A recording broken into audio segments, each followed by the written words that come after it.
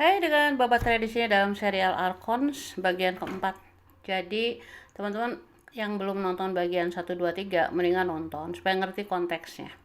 Jadi Archons itu adalah nama yang diberikan oleh Gnostik ya. Ada salah satu aliran katakanlah spiritualitas yang itu ada hidup berkembang sebelum dimatikan oleh gereja Katolik pada zaman Yehosua. Jadi Yehosua itu dikabarkan adalah bagian dari komunitas Essens, dan komunitas Essens itu mempelajari tentang Gnostik.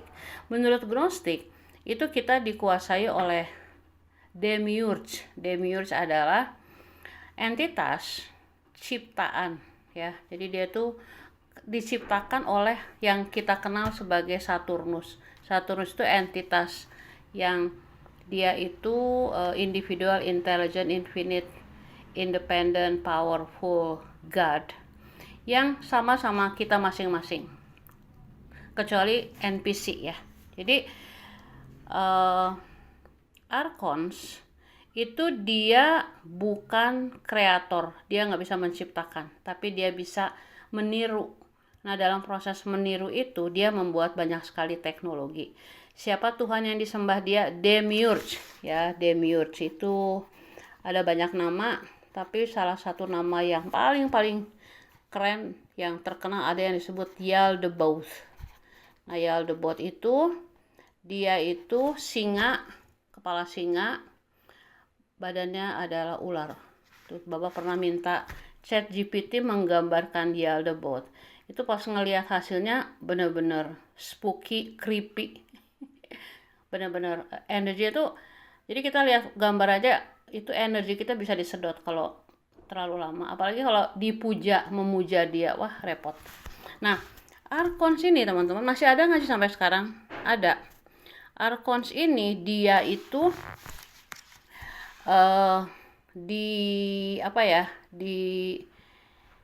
dihadirkan. Jadi bukan simbol ya, tapi dihadirkan melalui 7 planet gitu.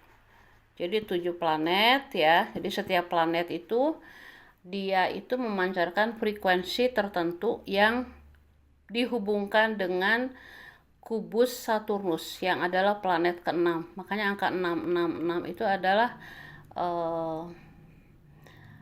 angka yang menghubungkan hampir semua perusahaan elit milik Kabal dengan frekuensi Saturnus ya. Coba lihat ya lambang Google, lambang-lambang lain tuh dia ada konotasinya dengan frekuensi, dan frekuensi itu dihubungkan dengan frekuensi Saturnus. Nah, sekarang pertanyaannya gini nih, si Archons itu dia masih ada nggak sih? Dia ada. Mungkin dia nggak terkenal dalam sebutan Archons, tapi yang paling dikenal adalah yang kita sebut sebagai Anunnaki ya.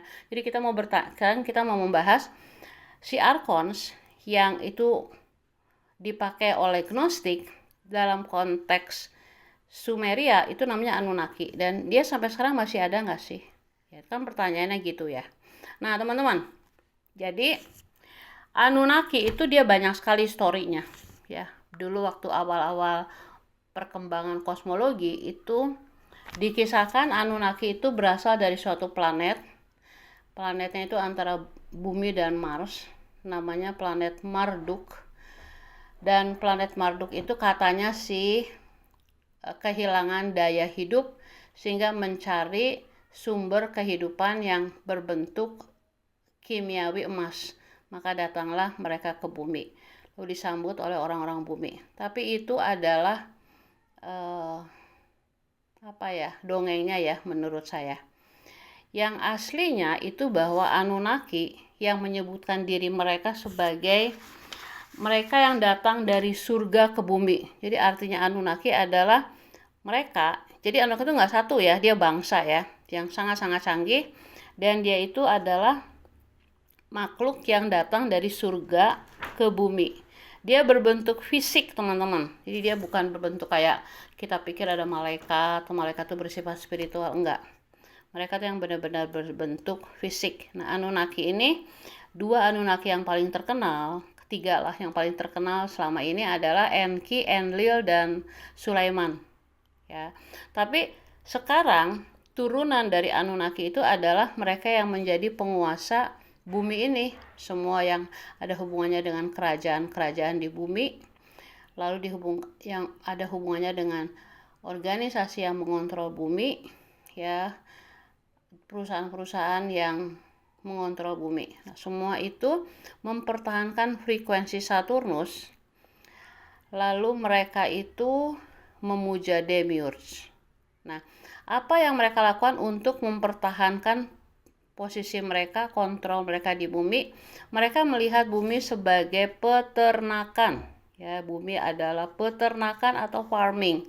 Apa yang diternak, apa yang ditanam, apa yang dipanen itu yang disebut sebagai lush.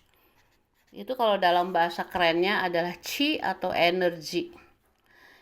Mereka memanen emosi. Emosi adalah energy in motion. Caranya gimana sih? Nah, ini yang mau Bawa bahas di sini sekarang ya.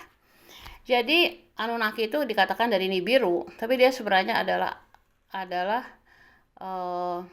perwujudan dari arkons.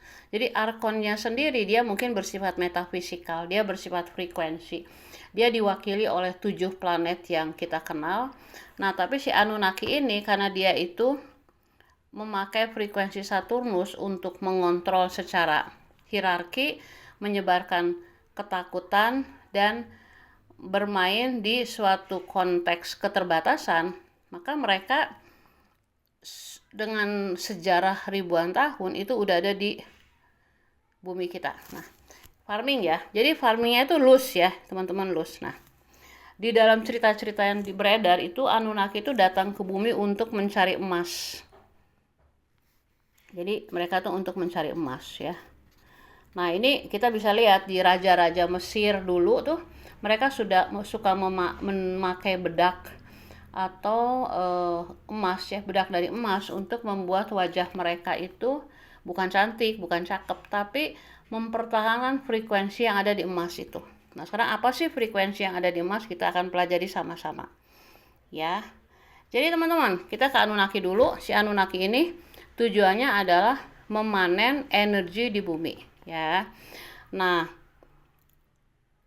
pada waktu Anunnaki ya yang dikatakan dari planet Marduk itu datang ke bumi kita ini, maka ada 2 macam penduduk. Ya, ada 2 macam penduduk bumi nih. Ada kaum Anunnakinya sendiri ya, yaitu mereka yang datang dari surga ke bumi. Lalu ada yang disebut Agijidi.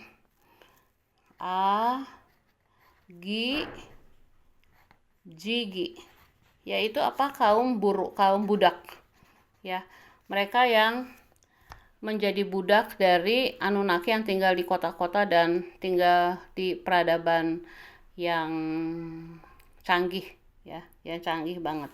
Nah, diceritakan pada suatu saat si Agigi ini dia menolak menjadi penambang, lalu terjadilah pemberontakan.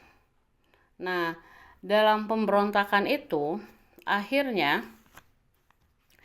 ada 2 Anunnaki yang sangat-sangat kita kenal yang disebut Enki dan Enlil.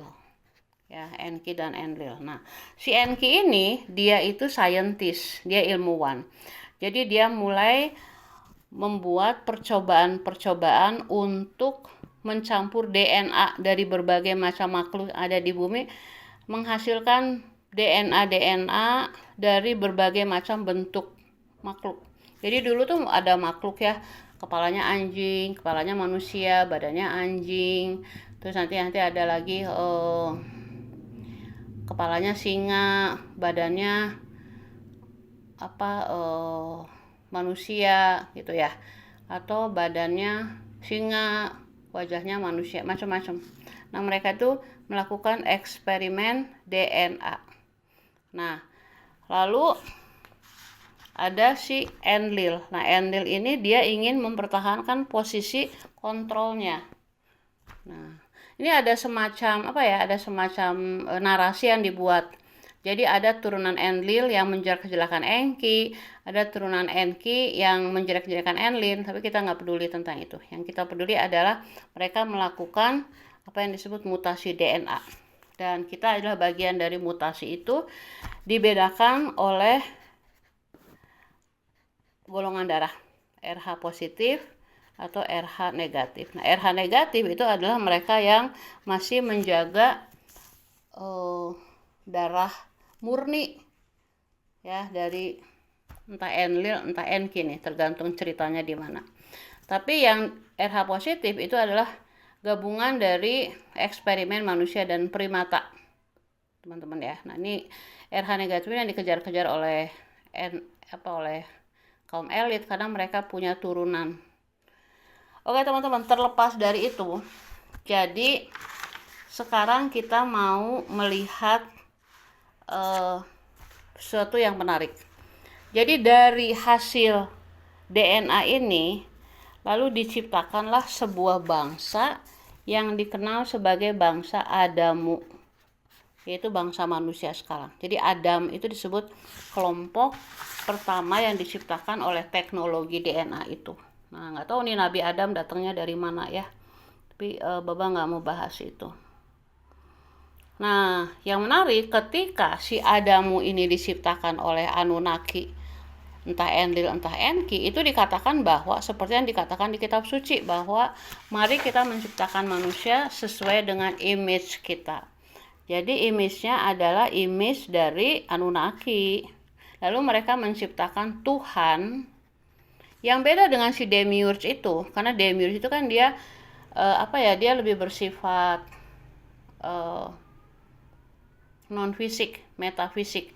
Tapi lalu mereka menciptakan juga si Tuhan ini yang kita kenal dengan Tuhan di perjanjian lama ya, di Taurat yang mengatakan bahwa aku adalah satu-satunya Tuhan, jangan menyembah berhala, berbaktilah kepadaku saja dan cintailah aku lebih dari segala sesuatu. Nah, kita diciptakan sesuai dengan image dari Tuhan itu. Nah, itu yang dipakai oleh turunan dari Anunnaki ya, turunan dari Anunnaki yang dia itu tetap mempertahankan frekuensi Saturnus. Sehingga apa yang terjadi? Mereka menganggap mereka adalah turunan dari Tuhan dan mereka menuhankan diri mereka sendiri. Ya, jadi Demiurge itu menciptakan Archons itu dalam konteks peradaban Gnostik. Tetapi kalau kita familiar dengan tablet Sumeria, itu para elit sekarang yang memimpin bumi ini, mereka itu adalah turunan dari Anunnaki, nama lain dari Archons. Dan mereka itu bertugas untuk memastikan bahwa sistem pertanian, sistem panen energi di bumi kita itu harus terus berjalan. Kenapa? Karena energi itu adalah currency. Energi ketakutan itu yang membuat mereka tetap mengendalikan kita pada saat kita hidup dan sesudah kita mati dalam konteks teknologi reinkarnasi ya. Oke teman-teman, nah sekarang kita balik lagi ke si Agijidi ini ya. Jadi mereka tuh memang memberontak, nggak mau lagi jadi budak ya, nggak mau lagi jadi budak. Lalu ada kayak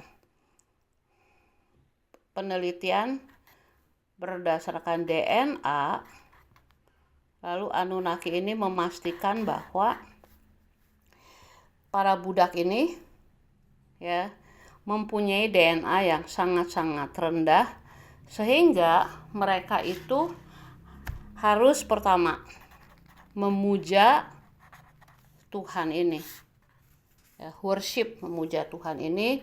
Lalu mereka itu harus obey, artinya taat, tunduk.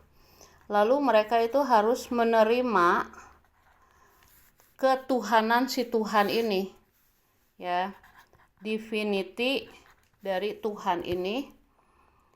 Sehingga apa? Sehingga mereka menjadi ya, mereka ya bisa menjadi lush atau apapun yang akan dipanen. Caranya sederhana. Caranya adalah dengan memastikan lus ini terus dipanen melalui kubus-kubus yang ada di sekitar kita. Setiap kubus itu tujuannya adalah menghasilkan energi yang adalah lus yang dipakai untuk mempertahankan apa? Untuk mempertahankan posisi dari Anunnaki atau posisi dari Arkon atau frekuensi dari Saturnus. Ya. Nah, jadi teman-teman ingat, nggak ada satu Tuhan, yang ada adalah multiple gods. Karena Anunnaki itu nggak cuma satu, tapi dia adalah bangsa. Dan mereka yang menuhankan diri mereka diwariskan kepada para penguasa bumi kita sekarang dari sistem pemerintahan, keuangan, religi yang menuhankan diri mereka sendiri. Lalu kita diciptakan berdasarkan image Tuhan yang harus dipuja, dipuji, ditaati, dan lain-lain.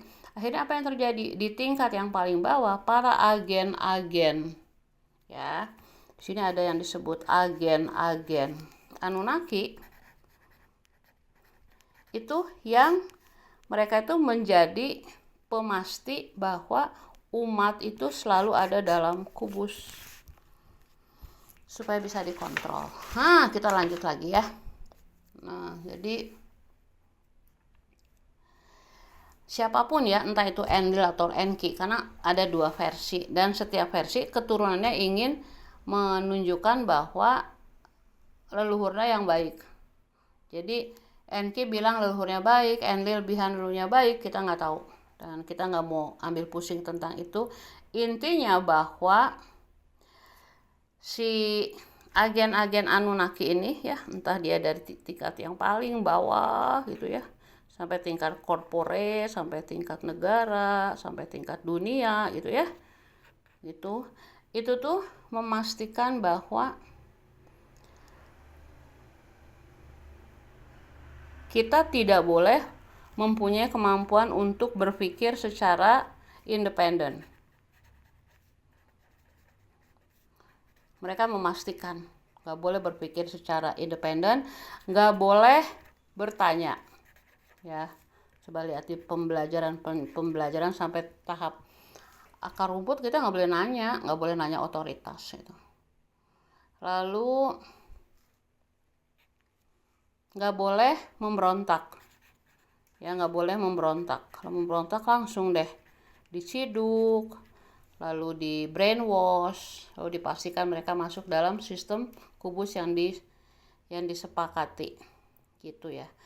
Nah, jadi teman-teman, kisah Adam dan Hawa di Taman Eden itu adalah sebenarnya kisah tentang kita salah satu ya, entah Enlil entah Enki yang berubah menjadi ular, itu ngasih tahu ke Adamu, bangsa Adamu, bahwa kamu jangan mau dikontrol sama penguasa Taman Eden gitu, tapi kamu makan buah pengetahuan kamu sendiri supaya kamu bisa jadi Tuhan. Nah, buah dari pohon pengetahuan itu adalah yang sekarang kita lakukan. Ketika kita makan apel kehidupan kita sendiri, itu sebenarnya kita tahu bahwa sisi keilahian kita yang selama ini diredam, dilarang, dia muncul sendiri dalam konteks remembering, recognizing, dan knowledge.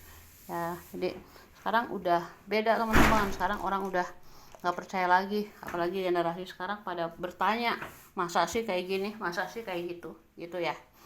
Oke teman-teman, jadi itu adalah konteks apakah Arkon sampai sekarang masih ada dia di suara-suara yang kita dengar sebagai bagian dari ritual, lagu-lagu yang kita kenal sebagai bagian dari persembahan, penyembahan, worshiping, dan lain-lain.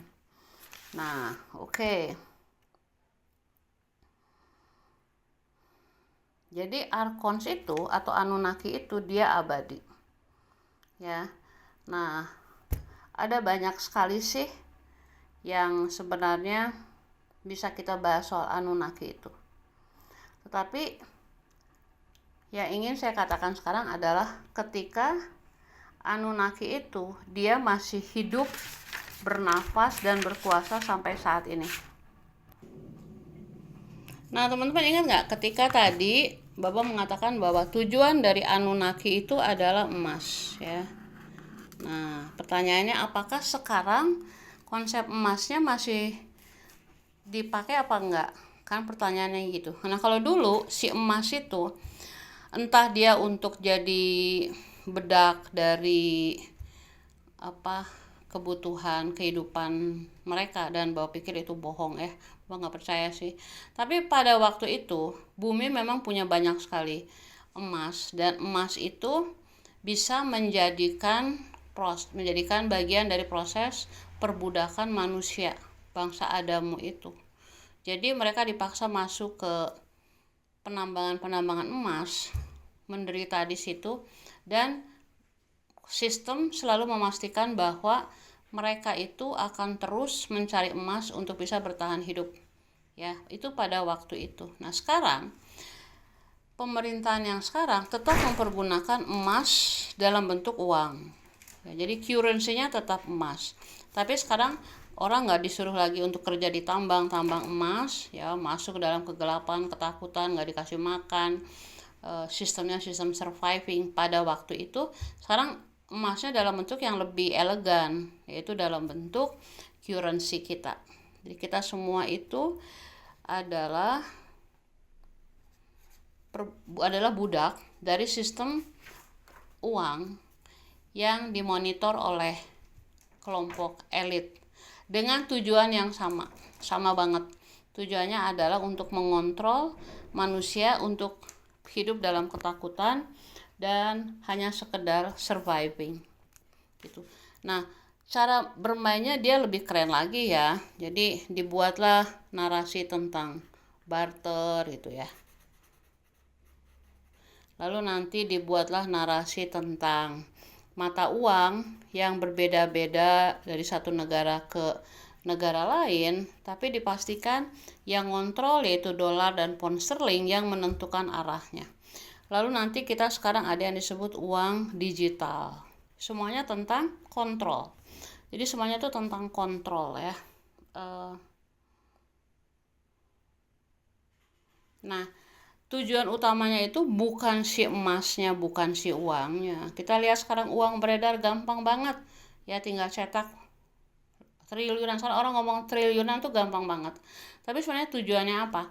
Tujuannya adalah untuk tetap mengontrol narasi dan membuat spiritualitas, landasan teknologi spiritualitas uang, yaitu kelangkaan, tetap abadi. Jadi pada waktu itu ketika ada emas, katanya emasnya di Afrika Selatan banyak banget, di berbagai tempat itu banyak banget, perbudakan masuk ke emas itu dikatakan bahwa emas itu langka itu ya, emas itu susah dicari, tapi harus tetap cari kalau mau makan. Sama sekarang juga spiritualitas teknologi Saturnus itu berdasarkan apa yang disebut sebagai kelangkaan, ya, lawan dari kelimpahan. Jadi nggak diajarkan tentang kelimpahan, tetapi tentang kelangkaan. Nah, mereka yang mempunyai kontrol atas emas, dia menjadi apa yang kita sebut orang yang kaya raya. Dan sistem memastikan bahwa yang kaya raya itu persentasinya selalu sedikit, ya, sekitar ya berapa persen. Kalau dilihat dari piramida keuangan, itu dipastikan yang mayoritas ini tetap langka. Lalu yang di sini ada yang kaya, yang abundance yang di atas, yang sekitar 3%. Berdasarkan apa? Karena mereka mempergunakan visi misinya si Saturnus, Bapak bahas di video pertama, yaitu tentang limit, tentang hierarki, tentang kontrol, dan tentang takut. Selama kaum elit, anak-anak turunannya Anunnaki itu tetap mempergunakan frekuensi Saturnus tentang limit, nama lain dari kelangkaan, lalu harus ada hierarki yang tepat yang membuat orang dari bawah nggak bisa naik ke atas, lalu harus ada kontrol dari atas ke bawah, dan selimutnya adalah ketakutan. Maka Archons, Anunnaki akan tetap berkuasa. Oke teman-teman, sampai sini aja dulu. Bapak akan lanjutkan ke bagian berikutnya tentang lush atau farming. Jadi terima kasih teman-teman yang udah mulai menyimak kembali. Bapak memang sengaja pakai kotret-kotretan. Sekarang kertasnya lebih keren. Kertasnya ada blok-bloknya, ada kubus-kubusnya, mengingatkan kita berada dalam suatu permainan kubus Saturnus, tetapi ada cara untuk keluarnya. Itu akan Baba bahas juga ya. Oke teman-teman, terima kasih. Nah, sedikit iklan nih, kalau yang mau ikutan kelas by Zoom atau by person, Baba akan mengadakan touring ke berbagai kota di tahun 2026. Nanti kalau teman-teman memang benar-benar udah siap dan didukung oleh cahaya abadi teman-teman di dalam diri untuk saatnya belajar tentang sistem ini, maka silakan email di babatere1141@gmail.com atau di WA ya 082315593296. Lalu kita lihat jadwalnya seperti apa. Oke teman-teman, yang mau donasi silakan di description box itu ada untuk mendonasi sehingga Bapak bisa benar-benar proses menulis dan mengajar seperti ini. Rahayu.